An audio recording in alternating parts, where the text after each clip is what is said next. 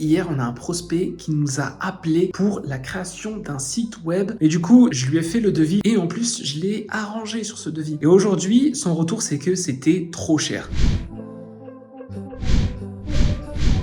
Jour 107 du challenge et aujourd'hui j'ai eu le retour du nouveau prospect qui nous a appelé hier. Alors si t'as manqué la journée d'hier, hier on a un prospect qui nous a appelé pour la création d'un site web pour sa boutique parce que lui il a une boutique en ligne où il souhaite vendre des produits en ligne, donc c'est un site e-commerce. On a parlé longuement avec lui, ok. J'ai parlé parce qu'il avait plein de questions, c'était la première fois qu'il faisait ça, etc.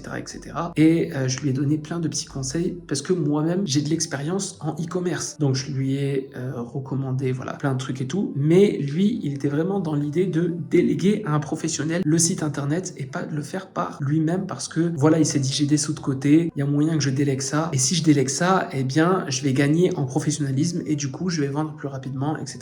Et du coup donc je lui ai fait le devis comme je lui ai dit que j'allais lui faire le devis et en plus je l'ai arrangé sur ce devis. Ça veut dire que je lui ai fait un prix de site vitrine alors que c'est un site e-commerce. Bien sûr voilà c'est un site e-commerce monoproduit, il a qu'un seul produit et en plus il voulait absolument un CMS en particulier qui est le CMS de Shopify. CMS de Shopify en plus sur les premiers mois il te coûte rien du tout quand tu commences, donc je lui ai dit tout ça, j'ai essayé de lui expliquer. Du coup je lui ai proposé un prix de site vitrine parce que mine de rien derrière je vais y mettre mes compétences, je vais y mettre mon énergie, je vais y mettre du temps et je vais faire en sorte que ça fonctionne pour lui pour qu'il puisse vendre rapidement si bien sûr ses publicités sont bien. Après voilà les publicités il m'a dit que c'est lui qui voulait s'en occuper, ça il n'y a pas de souci, c'est son problème. Mais en tout cas, voilà, je lui ai fait le devis et j'ai eu le retour aujourd'hui. Et aujourd'hui, son retour, c'est que c'était trop cher. Donc je te dis, je lui ai fait un devis de site vitrine, donc j'étais à un peu moins de 1000 euros, j'étais à 990, ce qui est extrêmement raisonnable déjà pour un site vitrine, mais en plus pour un site e-commerce dans son cas. Bien sûr, c'est des études de cas. Moi, je vais donner mon devis en fonction du projet de la personne. Chaque personne va avoir un projet différent et je vais estimer le temps et l'énergie que je vais passer sur son projet. Lui, j'ai estimé que c'était l'équivalent de, au vu de mon expérience et de mes compétences, que c'était voilà le temps et l'énergie que j'allais mettre dans un site vitrine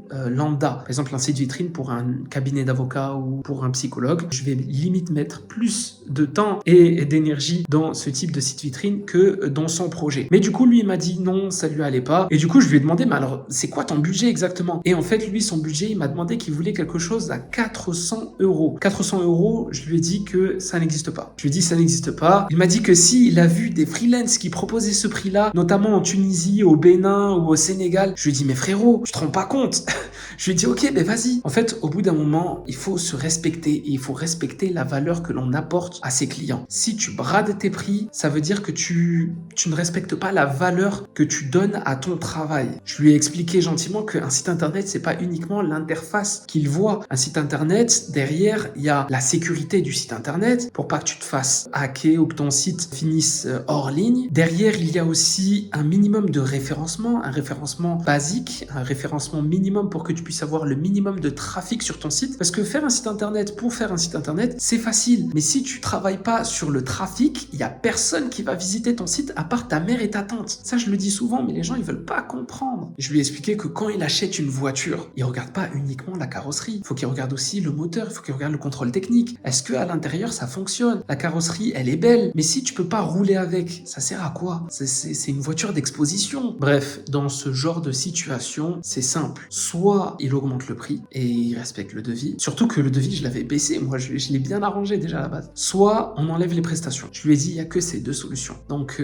soit il accepte le devis, soit on enlève les prestations. Et puis finalement, il m'a dit qu'il comprenait et tout, mais que c'était hors budget pour lui. Moi, derrière, je lui ai dit, écoute, tu te lances dans le e-commerce, tranquille, fais par toi-même, n'aie pas peur. Même si tu dois te tromper, c'est pas grave. Même si ça fonctionne pas, c'est pas grave parce que c'est comme ça qu'on apprend. Donc il est jeune, hein, il est jeune quand même. Et il a voulu griller les étapes. Mais il a de la chance, il est tombé sur moi. Il n'est pas tombé sur une autre agence. Du coup, moi, je lui ai apporté quand même des conseils totalement gratuitement parce que ça me fait plaisir, parce que l'entrepreneuriat, le business, c'est ma passion. Donc je lui ai dit, écoute, te précipite pas, fais avec ton expérience. Les e-commerçants qui ont réussi aujourd'hui sont des gens qui sont passés par les étapes par lesquelles tu es en train de passer. ne grille pas les étapes, acquiert toi-même l'expérience, la compétence. N'aie pas peur de te tromper, n'aie pas peur de l'échec. L'échec, elle est salvatrice, elle va te permettre de mettre en place les fondations de la réussite. Donc surtout, cumule les échecs, c'est important parce qu'à chaque échec, tu vas apprendre quelque chose. Et voilà, je lui ai parlé, je l'ai motivé, je lui ai dit qu'un bébé, avant de marcher, il tombe plusieurs fois et après il finit par marcher. Et si on avait tous abandonné à la première chute étant bébé, aujourd'hui on marcherait tous à quatre pattes. Et pourtant, on tombe plus de 1000 fois avant de marcher correctement. Donc c'est pas grave si tu te trompes, vas-y, juste lance-toi, persévère et c'est tout. Passe à l'action et persévère. Et tes sous, garde-les pour la publicité parce que tu auras besoin de la publicité pour créer du trafic sur ton site internet et vendre davantage. Ce qui compte le plus, c'est le trafic. Il y a des gens qui arrivent à vendre en e-commerce uniquement sur les réseaux sociaux sans site internet. Bref, je lui ai donné des petits conseils, des petits tips. Finalement, c'était un call. C'était pas un client, c'était un call business. Et comme des calls business que je fais souvent avec les gens qui prennent rendez-vous gratuitement avec moi. Et du coup, on a discuté de son projet. C'est cool. Et voilà. Et tu vois, ça crée toujours du lien, ça crée du contact. Lui, on sait jamais. Peut-être que lui, voilà, plus tard, il va me rappeler, il va me dire, je me souviens, il y a 2 ans, tu m'as dit ça, aujourd'hui, voilà. Et peut-être qu'on va travailler ensemble, peut-être, on sait pas. Mais en tout cas, on n'apporte pas de la valeur pour ça. Mon intention, c'est pas que plus tard, il revienne vers moi ou quoi. Non, on apporte la valeur, on crée du lien. Voilà, c'est en toute bienveillance. Et derrière, l'histoire s'écrit. Si je peux aider quelqu'un, c'est super. Si quelqu'un peut m'aider et que ça lui fait du bien et qu'il attend rien en échange, c'est super aussi. C'est comme ça qu'on crée vraiment de forts liens et c'est comme ça aussi qu'on se crée des opportunités. Les opportunités, elles viennent par les conséquences des actes que tu as faits par le passé. Donc, ne minimise rien du tout et sois toi-même, sois naturel et donne le maximum de valeur que tu as donné autour de toi, que ce soit des inconnus ou que ce soit ton cercle proche. Maintenant, voilà, c'était une fausse alerte, c'était pas un client. Ok, il n'y a pas de souci. Maintenant, on a mis les points sur les i. Mais attention, il est important aussi dans ce genre de situation de se remettre en question soi-même. Parce que là, n'importe qui dirait que voilà, c'était un jeune qui voulait se lancer dans l'e-commerce. En se lançant, il est un peu maladroit, il a appelé directement les agences, etc., etc. Mais il faut aussi se remettre en question soi-même. Pourquoi est-ce qu'il m'a appelé moi? Pourquoi est-ce qu'il a pensé à un moment donné que j'étais capable de lui apporter ce qu'il recherchait? Parce que moi, je me dis toujours, s'il m'a appelé, c'est pas uniquement dû à sa naïveté ou à son manque d'expérience, mais c'est aussi dû à la manière dont moi, je me suis défini pour que lui se permette de m'appeler. Je sais pas si tu me suis, mais aujourd'hui, on n'a pas d'image de marque solide. On n'a pas d'image de marque solide. Donc aujourd'hui, l'extérieur, les gens qui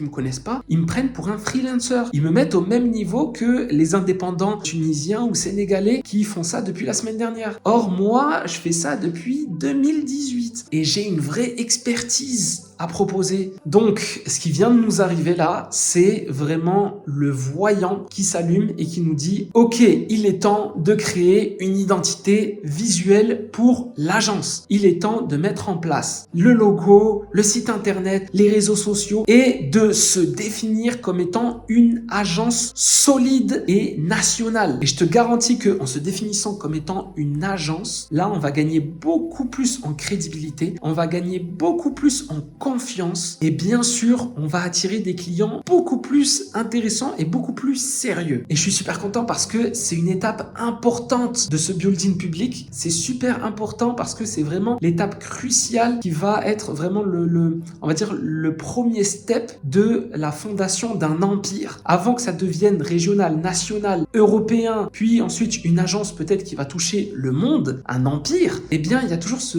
premier step, ce first step qui va mettre en place les fondations de l'agence, les bases du branding de l'agence. Maintenant, après 4 mois de travail, on estime qu'on a suffisamment d'expérience, qu'on a suffisamment de retours clients et d'avis clients pour se permettre de se définir en tant qu'agence. Le but, ça va être de cumuler le maximum de clients et de déléguer. Parce qu'arrivé à un stade, je pourrais plus gérer le nombre de clients. Je serai obligé de créer une équipe qui derrière va pouvoir gérer la quantité. Mais attention, ne pas tomber dans le piège de créer d'abord l'équipe et après chercher les clients. D'abord, tu cherches les clients. Tu as le problème du fait que tu as trop de clients et tu vas régler ton problème en cherchant une équipe. Parce que vaut mieux avoir des problèmes de riches que des problèmes de pauvres. Celui qui va d'abord faire une équipe et qui va devoir des sous alors qu'il n'a pas de clients, ça c'est un problème de pauvre. Alors que celui qui a trop de clients mais qui n'a pas d'équipe, ça c'est un problème de riche. Si tu dois attirer des problèmes, quoi qu'il arrive, tu auras des problèmes. Autant que ce soit des problèmes de riches. Je te dis à demain pour la journée 108.